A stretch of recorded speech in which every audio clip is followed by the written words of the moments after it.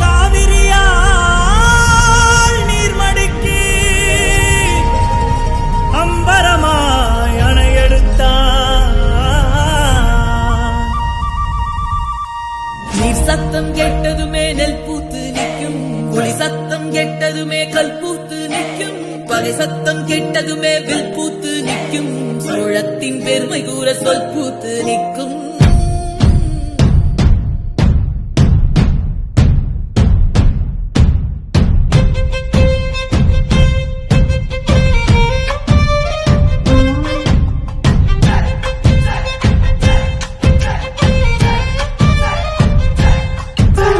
பொன்னினாதி பார்க்கணுமே பொழுதுக்குள்ள கன்னி பெண்கள் காணணுமே காத்த போல